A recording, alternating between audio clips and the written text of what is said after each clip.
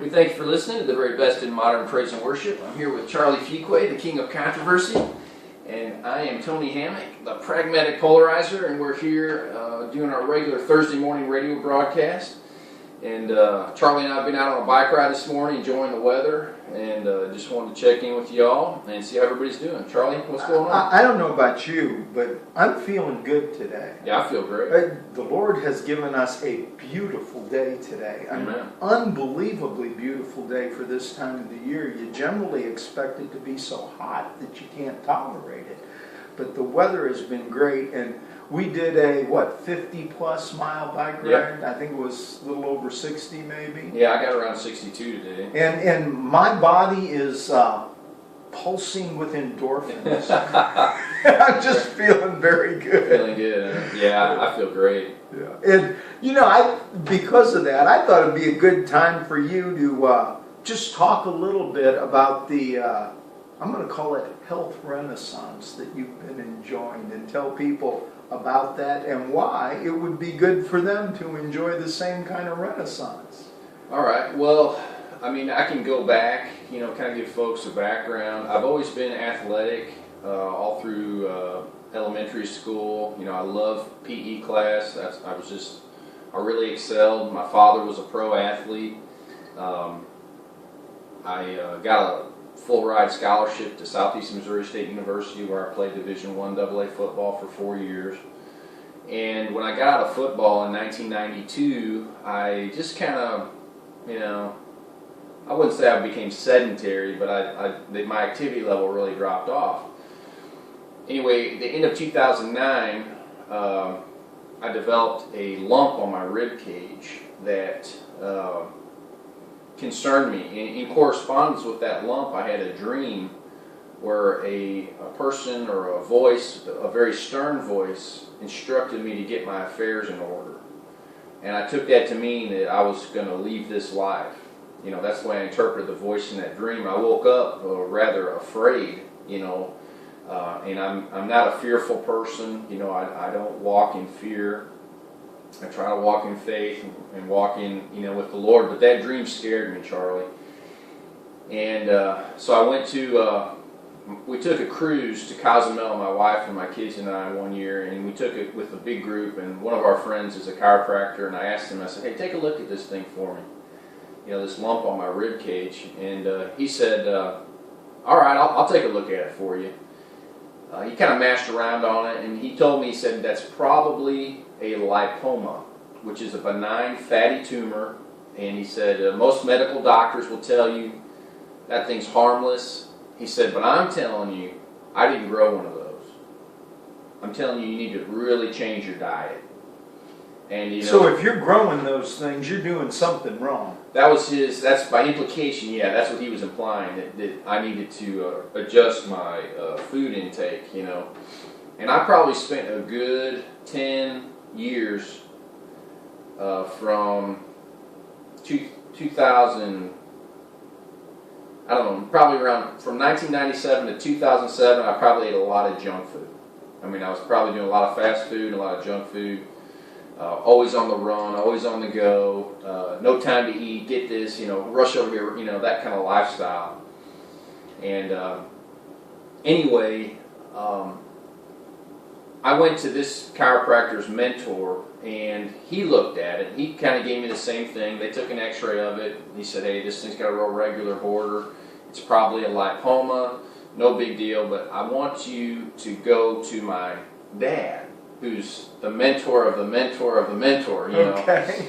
And he had a chiropractic practice in Rolla, and Dr. Kessinger has since gone on to be with the Lord, but when I went up there, they ran a test. They call it an AMAS test. And what the AMAS test does is it measures for an elevated level of an antibody that fights malignant cancer in the human body.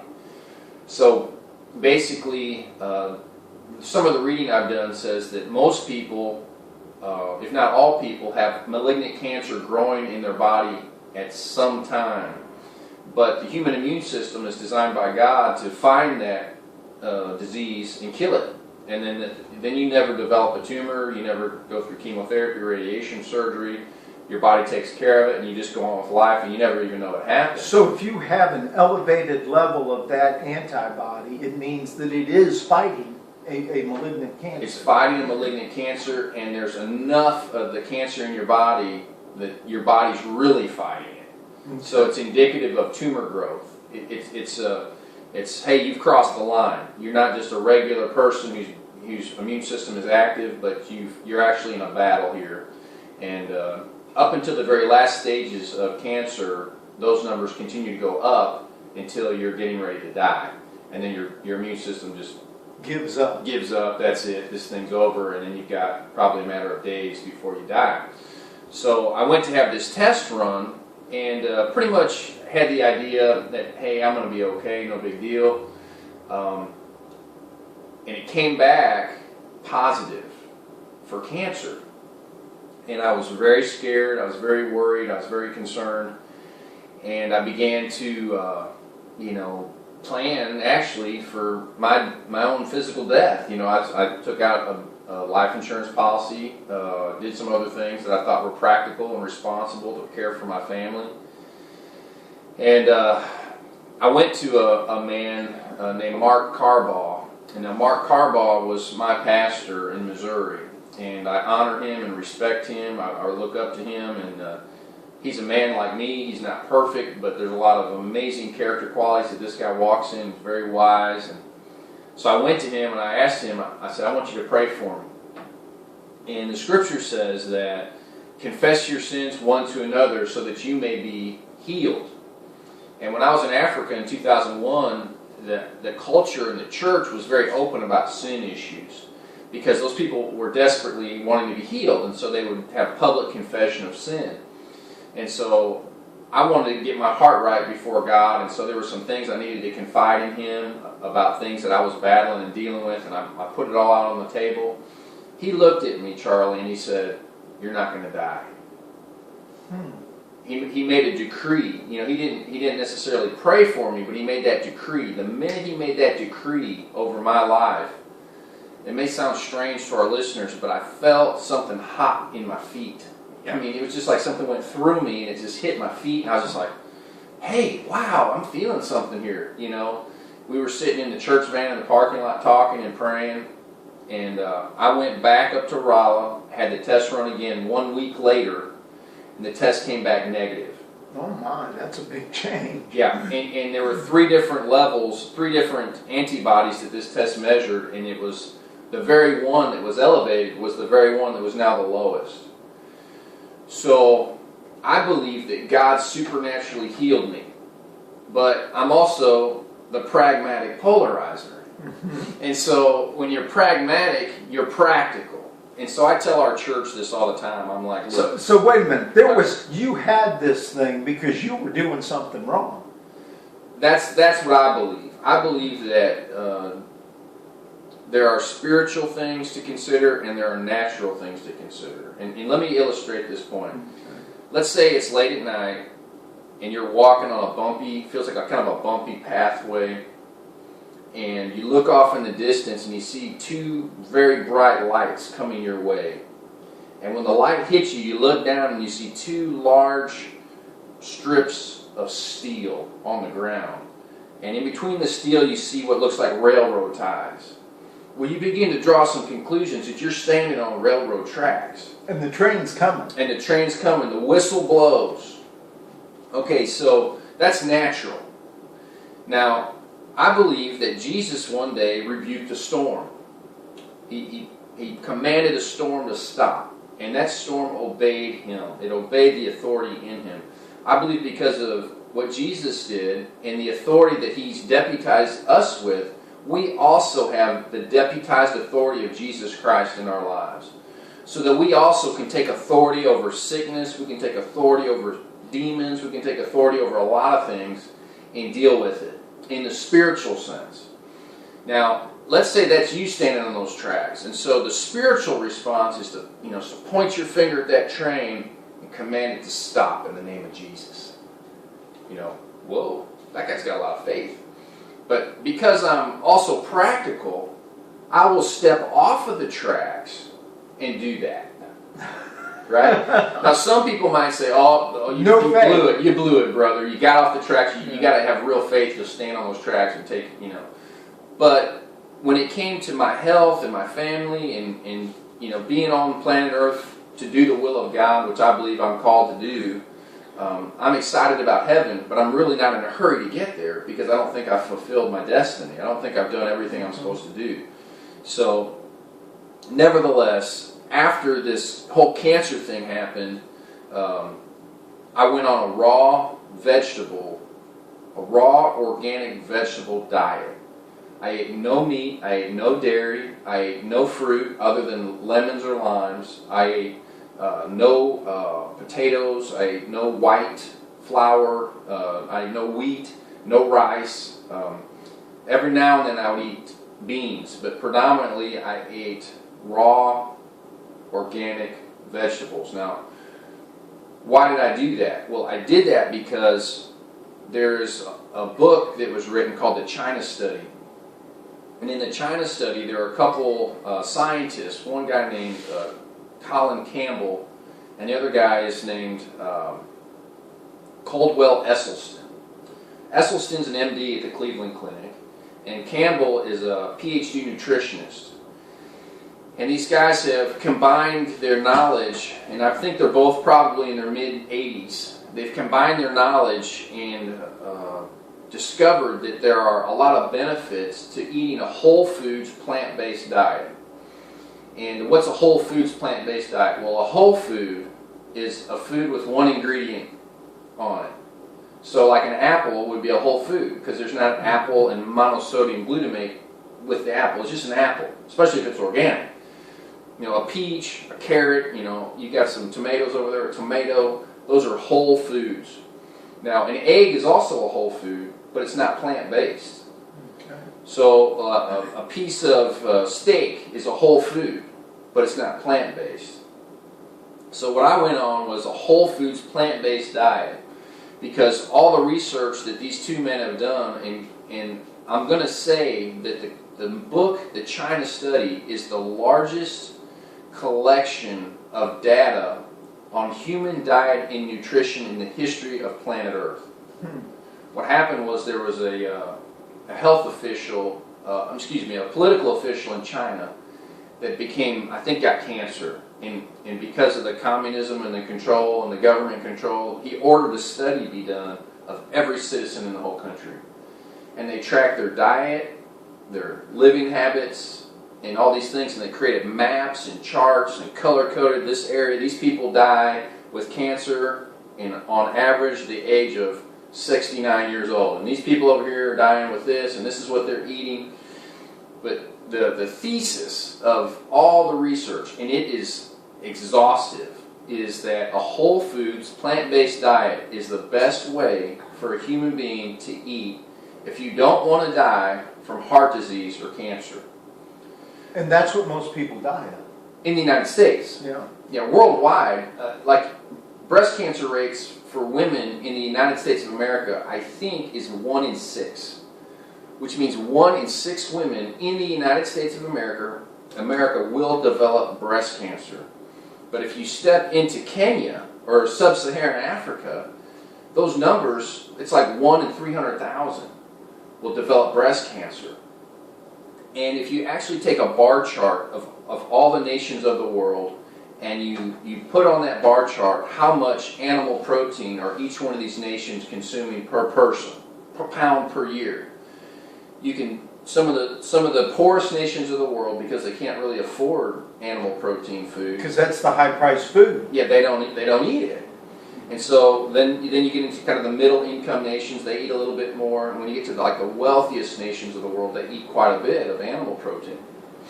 And so when you track that bar chart and you overlay cancer deaths on top of that bar chart, it tracks perfectly with the amount of animal protein that's consumed by the citizenry of those nations.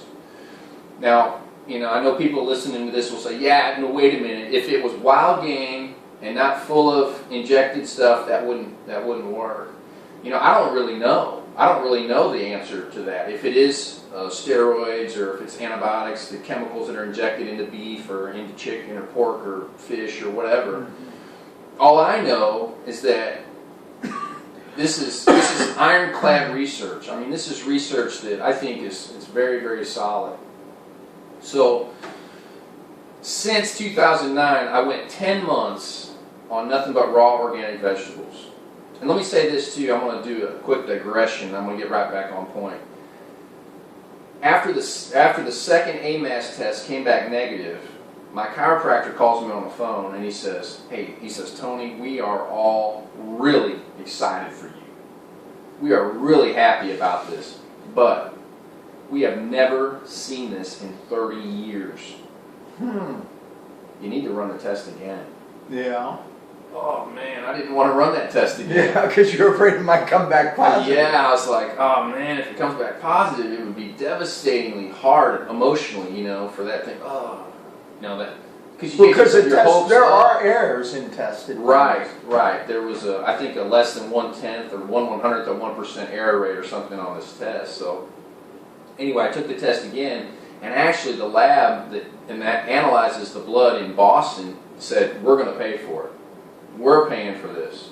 So you just come in, you take care of it. We're going to cover all the costs this time around.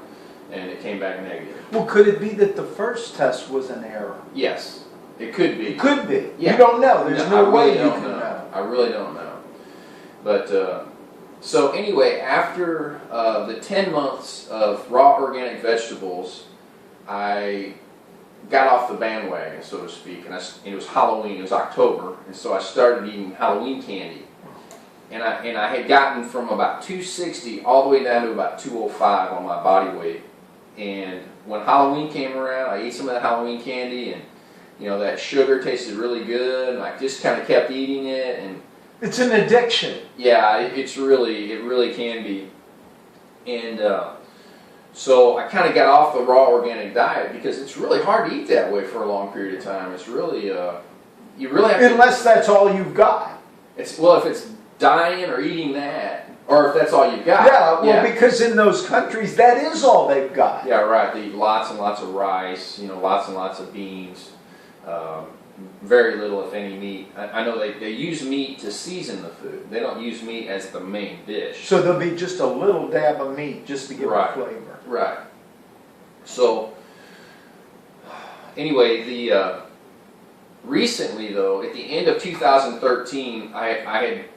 You get to that place where you step on the scale and you go, really? I was up to about 255, and I'd done some weightlifting, so, muscle weighs more than fat, people say that kind of stuff to make you feel good. You're trying to justify it, but anyway, I knew I needed to lose some weight. I wanted to lose some weight. Now, just out of curiosity, what did you weigh in college when you were playing football? When I played outside linebacker, I was a 215-pounder, and I was relatively fast. I wasn't fast enough at that weight to play at the next level. And I wasn't big enough at that speed to play at the next level. Because guys that were running a 40-yard dash the same speed I was weighed about 245, 255, and were just shredded with muscle. No, not a stitch of fat on. So, but you were in good shape then, so that's probably... Compared to the average person, oh yeah. That's probably a pretty good weight for you. Yeah. But I was a lot more focused on resistance weight training and building mass and strength and speed. Where now, as I'm in my mid-40s, I really don't have any ambition. I don't have to push an offensive tackle and then pull him out of the way and try to chase down a quarterback. That's not in my world anymore. And so I've decided to take on a different approach, which is more cardio, do more energy, just long distance bicycle riding, doing some running, doing some swimming, and just to kind of stay active and stay fit. Cause that blood to pump through your body. And anyway, I'm back down from 255 now. I'm back down to right at 210. And that vacillates up and down depending on how much water I'm drinking or whatever. But I feel great. I'm eating a little bit of meat. I tell people I consume about 10% of my calories are from animal protein sources. I eat a lot of... I try to eat what an MD, a guy named Dr. Furman, what he calls nutrient-dense foods. What's nutrient density is there's a ratio between nutrients and calories. So there are some foods that you can eat that are really high in calories, which are really low in nutrients. Like a really low nutrient dense food would be sugar. Yeah, table sugar would be a great example. Or even better would be like vegetable oil. Really? If you just drank corn oil, it's way more calories per gram than sugar and very little nutrient value. Okay. You know, or lard, you know, just scooping up lard and eating that. That would probably be the highest calorie, lowest nutrient density food a human being could ever eat. Okay. So, but what Furman's done is he's made a food pyramid. And in his food pyramid, he puts at the bottom of the pyramid the most nutrient-dense foods that he believes that there are, which on his pyramid are green leafy vegetables. Spinach, kale, greens, collard greens, those kinds of foods, which are low in calories per gram, lots of fiber, and lots of nutrients.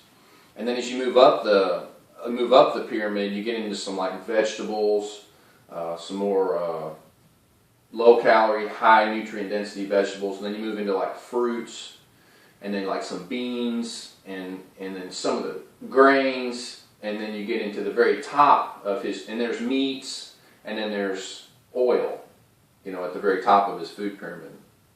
So I'm trying to eat a nutrient dense diet. I supplement with I actually take a powdered grass, which may sound strange to people, but I mix up. That's like alfalfa powder, or what? It's like barley, alfalfa. It's just like, and it's kind of ground up into a powder. Is it very tasty? No, it's horrible. It's like scraping the bottom of the lawnmower and sticking it in your mouth and eating it. It's horrible. Well, it's not that bad, but it's pretty bad. I'll mix it. Does it grow on you? I mean, do you get used to it? Yeah, you get used to it. Okay. I'll throw some lemon juice in there sometimes, you know, some concentrate just for a little flavor every now and then.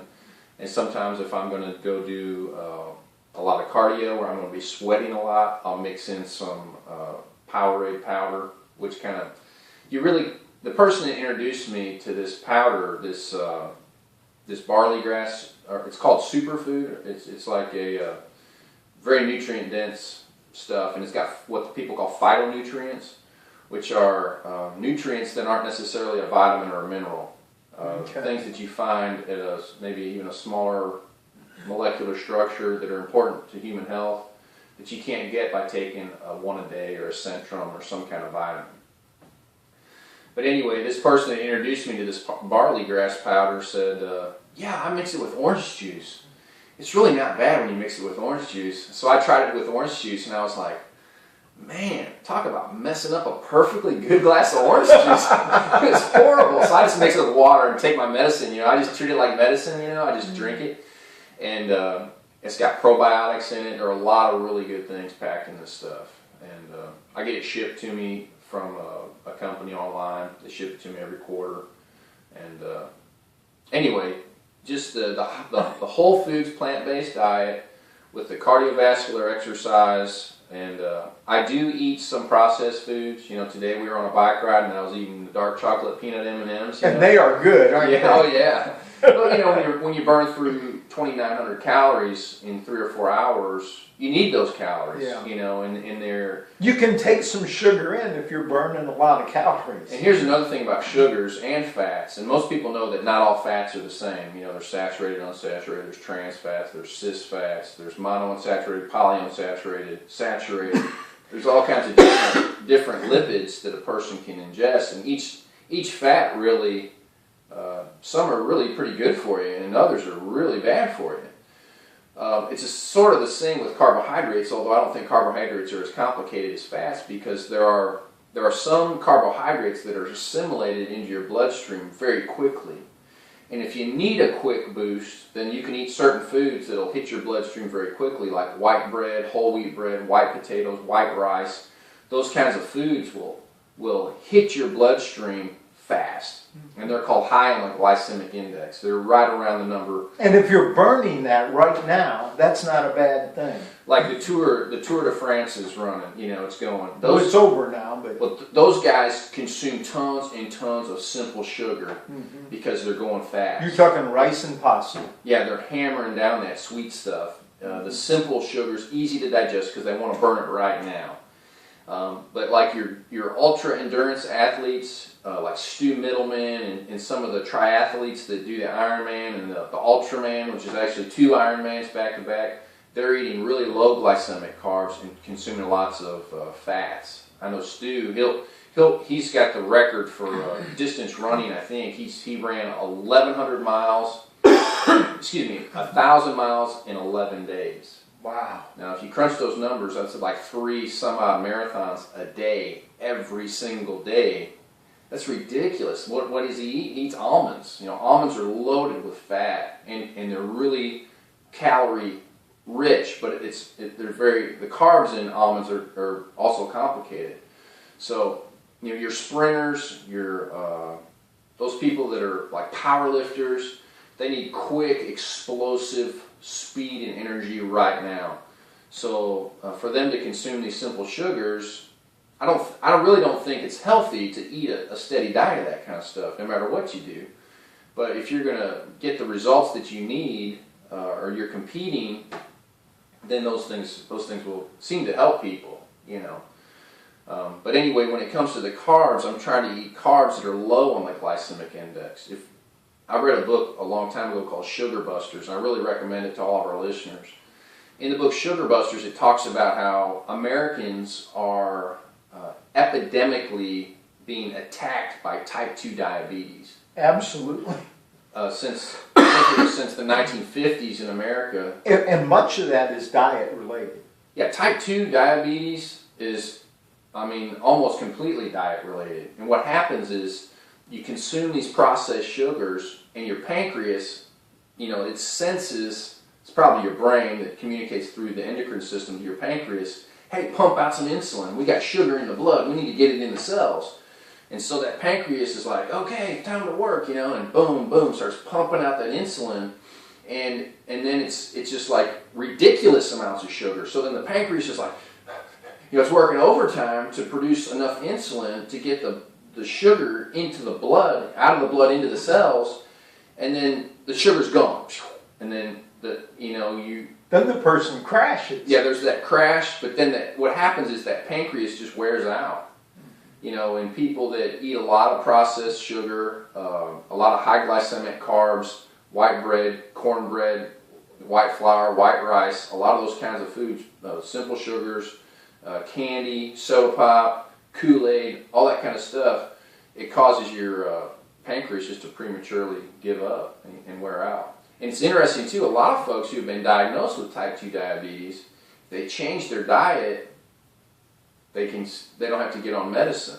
They can reverse that. Yeah, they absolutely can. So anyway, I really believe that... But by the way, it's interesting. I know of several people I've met in bicycling that have diabetes and have taken up bicycling and a diet change in order to control that diabetes rather than using insulin. And it has worked for most of them. Yeah. Best case scenario, I think it was Benjamin Franklin that said an ounce of prevention is worth a pound of cure. Mm-hmm. And so when it comes to your health, you've got your health until you don't have it anymore. And you may or may not be able to get it back. Yeah, I forgot the mortality rate of that first heart attack. It's above 60%, you're dead. Yeah. You're enthused about this stuff, I can tell. Well, it's helped me a lot because I feel better. And I'm a better husband, I'm a better father, I'm a better pastor. I've got more energy, my thoughts are clearer, I've got more clarity in my mind. You're happier, aren't you? My overall mental health is improved. And that's the thing too, sometimes in the church we're so spiritual, and I'm for being spiritual, don't get me wrong, but sometimes we throw aside these natural things in order to be spiritual. And I like to tell people that, there's an expression that you're so heavenly minded, you're no earthly good. But truly, when you're truly heavenly minded, you're perfectly earthly good. Because heavenly mindedness translates, or should translate, into natural things. The scripture says God hasn't given us a spirit of fear, but of power, love, and a sound mind. But a lot of the translations translate the Greek word that's translated into sound mind as self-discipline. And I define self-discipline as the ability to do something you maybe don't like to get something that's more valuable that you really do like. Sometimes people just can't find it. They can't find that self-discipline, and it hurts them, you know. And I've got people and friends that I dearly love, who I care about, who have health issues, and it's not necessarily because Satan has attacked them outwardly, or God is cursing them, or any of these kinds of things. It's diet and exercise. It's simply because they're eating the wrong foods. Yeah. And now you talked a lot about eating, but exercise is important too, right? Yeah, I think it's good to have a certain amount of activity, and depending on your level of personal fitness, I think walking is excellent. If you, let's say, you know, you hear people talk about running and people just go, tilt, I can't run, I've got bad knees, I got a bad back, I got bad feet, I got bad this. Okay, calm down, just start walking.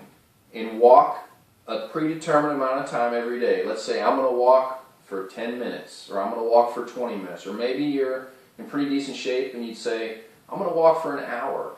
You know, I'm going to walk out of my front door, I'm going to walk 30 minutes, and then I'm going to come home. You know, I want to say something about that. You know, I've been a bike rider basically all my life. I just love bicycle riding. Yeah. And I just so happen to have married a woman that loves bicycle riding too. And my wife just gets a little cranky and hard to live with if she goes 3 days without a bike ride. And I really do believe that all of us have improved mental health if we exercise vigorously at least every other day, I think. Yeah. And I know I do. Yeah. And my wife said, she'll say, man, I got to get on the bike. And you just feel so much better when you do it. Yeah. And another thing I want to say about that, my wife and I, we go on 100-mile bicycle rides. And I'll tell people about that, and they'll say, and by the way, I'll be 65 in 2 months. Yeah. Okay? And people will say to me, I could never do that. How do you ride 100 miles? Yeah. And we rode, you rode 62 today. Yeah. I can remember, it's been less than a year ago, you tried to do a 50-miler and it nearly killed you. Yeah. Is that accurate? Yeah, I wasn't prepared. Right. Okay. Well, here's the key. If you want to ride 100 miles, you start off by riding 1 mile. That's right. And you build up. Right. And you get your nutrition right. And you learn what to eat, what not to eat, including on the ride. Mm-hmm. Because you can't ride 100 miles without fuel. Right. You know? And if you start out gradually and build up, anybody can do that. I mean, I say anybody. Most people, if they will just do it. Let me tell you something, a quote from our Parks and Recreation Department Director, Jeff Owens. Okay. Some of you know Jeff, you know, and Jeff is an Ironman. And for those of you that don't know what an Ironman is a person, a man or a woman, who in one day swims 2.4 miles, then gets out of the water, gets on a bicycle and rides 112 miles, then gets off of the bicycle and runs 26.2 miles, which is also known as a marathon. Okay, now Jeff's a pretty good, he's got some pretty good times in this Ironman. He's not just a finisher, but he's competitive. I don't know that he ever went pro. He was a pretty good age grouper in the triathlon, the sport of triathlon. What he told me was, anyone can do an Ironman. He said, but not everyone is willing to do the training. Yeah. And if you're not, if you don't have some kind of debilitating illness or some kind of strange orthopedic problem, there are people. I was just looking at a picture of a soldier, a United States soldier. He hit a roadside bomb and blew off this bottom part of his leg. He did an Ironman with one leg. Yeah. And with the I don't know what you call those orthopedic running things that look kind of like a C shape. A blade. Yeah, a blade. That's Yeah. probably what they call it. And I thought, man, look at that guy. There are there's a 76-year-old woman that competes in the Ironman triathlon in Kona, Hawaii, which is the granddaddy of all Ironman triathlons. And she finishes, she lifts her hands in the air, and she's got six-pack abs at the age of 76. Yeah. You know, and so it's really a matter of more will than some kind of genetic predisposition for endurance athletics. You know, I remember when I used to race bicycles, my cycling coach told me, he was German, and he said, "Charlie, races are not won on race day." Yeah, that's right. And that is so true. You know, you don't just say, "Oh, I'm gonna do a Ironman triathlon and go do it." You know, it's that building up day after day after day, laying the groundwork, doing the activity and the work. And if you do that, now most people aren't going to want to do an Ironman. Yeah. But you can improve your health. Right. You know, you can maybe run a marathon or ride 100 miles or swim, 5 miles or whatever.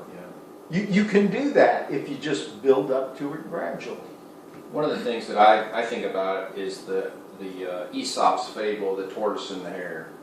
You know, and the moral of the story is slow and steady wins the race.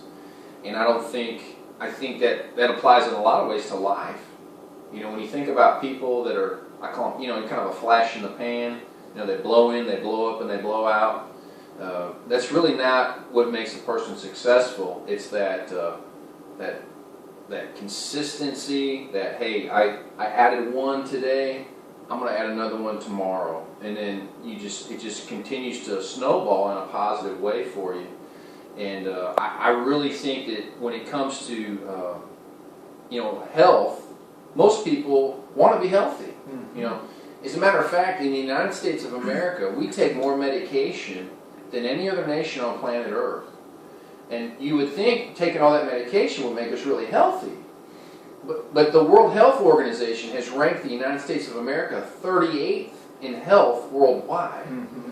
So, I thank God for pharmacists and for research and for doctors, and I'm really thankful for all of that that's available to me if I get sick or if something goes wrong. But my desire is that my doctor wouldn't know me. Who's that guy? He's never in here. This guy's healthy all the time. And I think the God that made the body heals the body. And your body will respond to prayer, faith, nutrition, exercise, rest, getting proper amounts of sleep, and stress management. I think those things are critical. If you do everything you can, I think you really, really reduce your chances of getting sick and having these things. I want to tell you something. My doctor is Dr. Dennis Davidson here in town, and he's also a bike riding buddy of mine. I've ridden several 100-milers with him, and one time we were riding, and he says, "You know what, Charlie?" He says, "People come to me and say, 'Make me better. Fix me.'" Yeah, and he said, "You know what? I can't help most people. I mean, I can't really fix them. I can deal with symptoms and give them some drugs." Right. And he said, most people could do more for their own health with proper diet and exercise than I will ever be able to do for them. Yeah, And I don't think there's a doctor anywhere that would disagree with that. yeah. The doctor, you go to that as an emergency measure when something's really wrong, Right. but you can help your overall health yourself a lot more than a doctor. And don't think that I'm saying don't go to a doctor. I'm not saying that, Right. because I go to a doctor. Right. But we have more control over our health than most of us think we do. Dr. Esselstyn, Caldwell Esselstyn at the Cleveland Clinic, his statement about heart disease, this is what he says. He says, "Heart disease is an absolute toothless paper tiger that need not exist." He believes it's 100% controllable by diet. That's interesting. And he actually got 10 to 15, I forgot the exact number, of heart disease patients about 20 years ago. And these people were terminally ill with heart disease. Their doctors had told them, "You're done. Just sit on a rocking chair, say goodbye to your kids and your grandkids. You're gone." And he created a program or a plan of just diet, and I don't know how much activity was actually in it, but he created a program that if they would stick to that program, they all lived. Now there were some people that said, "Oh, I can't eat this stuff," or "I can't do this," they died. But every person that stuck to that program lived. And not only is heart disease preventable, I believe it's reversible. Some of the research I've done too on cancer says that only 3% of cancers are genetically unavoidable. That 97% of the times when a person gets cancer, it's related to something in their environment. So it's very empowering, to hear these things. I know, we've mapped the human genome, we're really genetic, do you have the gene for this? Do you have the gene for that? And I think that research is great. I think that's cool to know all that stuff. But it's kind of like the gene for alcoholism, Charlie. They say that there are people out there that have a genetic predisposition to be an alcoholic. And I believe that's true. They taste alcohol and they just go bonkers. They have to drink 1,000 drinks until they pass out drunk and beat up people and do horrible things. But if that same person never touches alcohol, he doesn't have a problem. There's no expression of that genetically problematic state. It never expresses itself, and they go through life without destroying their family, without beating their spouse, without DWIs. With none of that stuff will happen if they don't ever touch the alcohol. And so, in a lot of ways, it illustrates this point. I think a lot of our health problems, we may have a genetic predisposition for certain problems, but does that gene have to express itself? I think if you give it the right materials, if you put enough junk in there, it'll say, "Oh yeah, time to express it. Here's the tumor, here's the disease." One of my very best friends is an alcoholic, and he probably I was an alcoholic. No. He is actively. He is an alcoholic. He will always be an alcoholic. Now he hasn't consumed any alcohol, I believe, in over 20 years. Okay. But he believes, and based on his experience in his life, that if he drinks even the tiniest amount of alcohol, he will be back where he was, and where he was a very bad place. Yeah. And so I was with him at a health food store, and he was looking for some nutrient supplement, and the only way he could find it was dissolved in alcohol. And I'm talking taking a couple of drops a day, and he would not do it. Yeah. I had a friend in college who had gone through a rehab programming, and he was alcoholic and drug addict both, and he wouldn't touch anything that had alcohol in it. Nothing, mouthwash, nothing. It just he didn't even get around it. He was still addicted to caffeine and nicotine. He chewed a lot of tobacco and stuff, but as far as the things that he was doing, which were much more immediately destructive to his health, he was off of those things. But this stuff to me is really interesting because I want to take charge of my life. Yeah. I don't want to. I don't want to just be a victim. I don't. I want to say something else, and this is something you told me. You're a football player. Yeah, you should be. And well, you were. Yeah. And you always thought bike riders were kind of nerdy, right? Yeah. Okay. And they wore funny clothes. Yeah. And now you're shopping on the internet for those kind of clothes. I gotta tell everybody that. And you're loving it, aren't you? You're having a great time. Yeah, I enjoy the bicycle because I really can exercise and build some relationships with some pretty cool people, and also commune with the Lord. I've had some amazing times with the Lord on the bike, where I'm out in the woods just riding along the highway or off on a country road somewhere, and the Lord by His Spirit will begin to minister to me and speak to me about different things. And that's really the best part, for me. Yeah. And yes, I do wear some of the biker clothes, but it's not because they look good. It's because they're functional. Yeah, they are. They serve a purpose, and people that don't ride bikes think, I remember when my wife first started bike riding, she said, "Oh, I'm not going to wear that spandex." She said, "That's that's just going too far. It's too risky. But after she tried it, she's never gone back. Yeah. And it's not for fashion. No. It's just for function. Right. Yeah.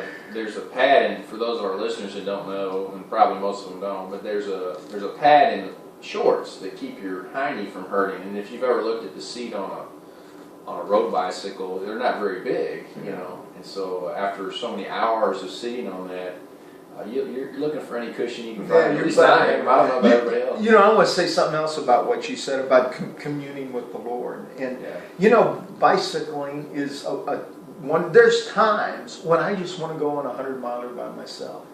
I just want to get out, and I can't sing, you know. But in my mind, I sing, you know, and I praise the Lord, and I pray.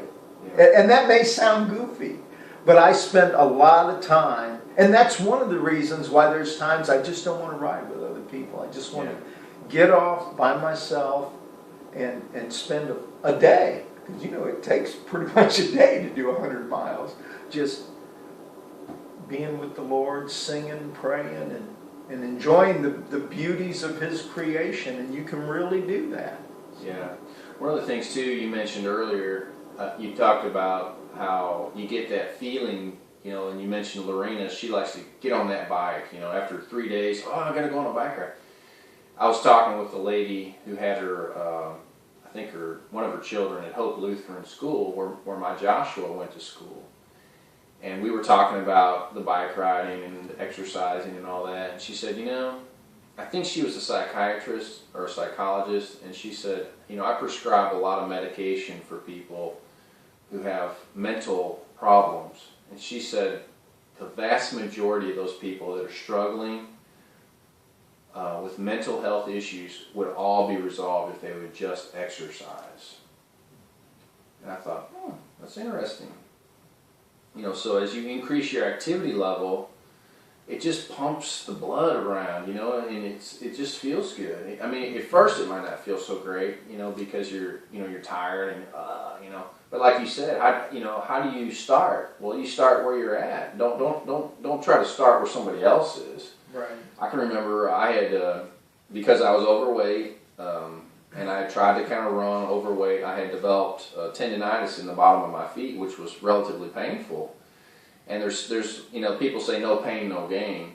Well, there's a little bit of truth in that, but sometimes there's a little foolishness in that too. Mm-hmm. Especially when you're in your 40s, you know, you need to kind of watch it. So pain is a signal that your body's giving you. Yeah, there's something wrong. Now, sometimes it means, hey, I'm going to build back stronger and everything's going to be fine in one day. But if it's a connective tissue like a ligament or a tendon, those things don't heal quickly. So if you keep running or keep exercising when you've got a piece of connective tissue that's damaged, it's not going to heal. Mm-hmm. You need to get off of it and let it heal. So, you know, I thought, well, I had an old Schwinn 10-speed in my garage, you know. I think it was manufactured in the late 80s, 87, 88, something like that. And it was too small for me. Way too small for you. You know, so I'm like, okay, I can't run without hurting my feet, so maybe I can ride a bike, you know. So I was out, you know, pedaling on that bike. My first ride was 2 miles. Yeah. And I thought, oh man, this thing's going to hurt my hiney, you know. I'm not going to like it, you know. And then, okay, I went 2 miles. Well, tomorrow, let's do it again, you know. See how you feel. And now, like you said, today, you've got a special issue because of where you live, right? If you go one way from your house, on the way back, it's pretty tough. Yeah. Well, you know, we live in at the Ozark foothills, you know, so there are a lot of hills around especially on the the west side of town. And but anyway, I've turned a corner with my whole life, and I really felt like at the end of last year, the Spirit of the Lord spoke to me to prepare spiritually first, mentally second, and physically third. To tune up. You know, this is what I really felt like the Lord said, was tune up. You need to get tuned up. You've become complacent, you've become too relaxed, you need to sharpen your pencil, so to speak.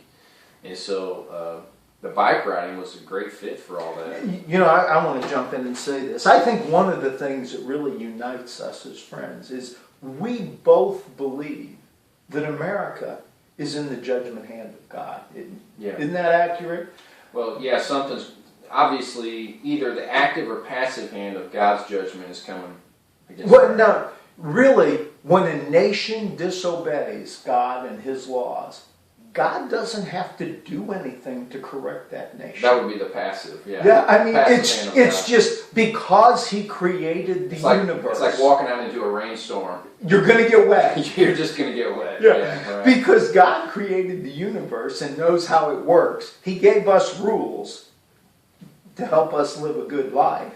Right. And if we disobey those rules, things go wrong. That's right. And America is in the midst of gross disobedience of those rules. And the consequences are following.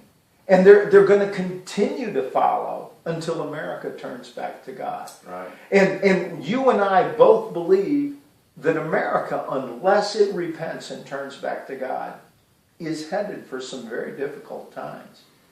Yeah, I mean, we joke around about simple sayings, but, if you keep going where you're headed, you're going to get where you're going. Yeah. And I think anyone that doesn't have their head completely in the sand can recognize the moral and social degradation of the American citizenry over the last 50 or 60 years. There seems to be a real decline in understanding the Bible, church attendance, different moral issues nationwide. And that I want to give a quick plug, and I want you to plug Pastor Joel's thing too. But I was talking with some adults the other day, some young adults, and we were talking about our community. I believe one of the things that God always asks people when He confronts them and calls them is, what is in your hand, or what can you do with what you've got? And I believe if we're faithful with a little, God will make us master over much. When God came up to Moses and He called him to go liberate the people, set them free from Egyptian bondage and tyranny, Moses has this crisis, and he's like, I can't do it, I'm no good, I can't talk. Who would think they could? Yeah. So then he says, well, what do you have in your hand? He says, well, I just have this staff. He says, throw it down. It turns into a serpent. And it's funny because Moses runs away from it, but a lot of times when the 5,000 people needed to be fed, and they approached Jesus about it, will you feed them? Well, we can't feed them. Whoa, it's going to cost a year's wages. We can't feed these people. He said, well, what do you got? What do you got in your hand? Well, 5 loaves and 2 fish. That'll work, So I believe we've got to, if we want to see the nation turned around, I've got to turn around. It's got to start with me. I've got to get my life straightened out. I've got to, when I say get my life straightened out, what I really mean is I need to rest in Jesus Christ. I need to focus on Him, loving Him, and serving Him, and serving Him not under the law, but in the new and living way of the Spirit, which obeys the law. Mm-hmm. So as I experience personal revival, everyone I come into contact with begins to get a flavor of that. It brushes off on them. And so then it starts off, Judea, Samaria, and to the uttermost parts of the earth. I believe revival starts in concentric circles of influence. And that, we're taught to pray, thy kingdom come, thy will be done on earth as it is in heaven. I believe the way God comes to the earth is through human beings. When He indwells us. When I'm submitted to His lordship, I am usable in His hands. He can use me to do whatever He wants to do, depending on my level of submission. If I'm like, no, you can't have that, Lord. You can't do that through me. No, I don't want any part of that. Then He won't do it. So, one of the things we've been talking about... You know what? God, and His person, Jesus, is always a gentleman. Yeah, that's right. He doesn't force Himself. He does not. No. But what we've been talking about is doing something to kind of unite the community. And when I was in Missouri, we had an annual event, we called it March for Jesus, which was actually an international event. And it was scheduled to happen the Saturday before Pentecost Sunday, which, if my memory is right, that's going to be May 24th or May 23rd, 2015. And so I'm trying to plan a March for Jesus, and basically what it'll be Christian people in this area of Independence County and around who want to come and glorify Jesus in the streets and say, hey, I'm for Jesus, which I think most Christian doctrine and different things, we've obviously got disagreements about doctrine. Everybody's kind of got their own spin or own take on what this scripture means or which one should be preeminent over that one. But most Christians can agree to worship Jesus, and so I'm looking forward to that, and I think it'll be something that could lead to other things. It could be something that fosters a real unity among the leadership in the community, Christian leadership, as well as just something it's just kind of a neat event to get out. And sometimes you need to get out of your comfort zone. We get in our churches, and sometimes we can develop that four walls mentality, us four and no more. We're going to take care of our own. And it's good to take care of your own. But at the same time, you also, I believe, need to reach out. You told me I could plug what Pastor Joel Kroger was talking about bringing, and he may do that next week. I'm not sure. I think we're about to run out of time. We got about 4 minutes. Okay. Yeah. Anyway, he commented to us that he was studying and wanted to bring a radio presentation about the Christian foundation of free enterprise. And I think to both of us that sounded really fascinating. Yeah. And I really do believe that free enterprise or a free market system is based in Christian doctrine. And the primary basis of that, and I'm going to assume that Joel is going to have a whole lot more to say about this than I do, but the primary basis of that is the commandment, thou shalt not steal. In socialism, there is no private property. The government owns everything. But if socialism is the way God intended for things to be, there's no meaning in the commandment, thou shalt not steal. The commandment, thou shalt not steal, means you need to honor other people's property and respect their property rights. Yeah, the parable of the talents, to me, is probably the biggest chunk of scripture to support the idea of a free market system and encourage entrepreneurship, creativity, and to discourage socialism, to discourage communism. In the early church, a lot of people say, wait a minute, the early church, they were communists. So, whoa, wait a minute. If you want to give away your stuff... It was not compelled. It was not... It wasn't mandatory. It was voluntary. So if you voluntarily want to form a commune and do that, go for it. You're free to do that. But in communism, you have to do that. You're required to do that. And so there's definitely a difference there. But I am a free market guy. So I'm excited about hearing Pastor Joel's talk on that subject. So we'll probably, next week maybe? I'm hoping he'll be able to come next week and present that. If not next week, sometime in the near future, I'm hoping. Okay, sounds good. Okay, I guess it's time for us to wrap this thing up, huh? Yeah, well, we thank you for listening to KBAP 88.1 FM, the very best in modern praise and worship. And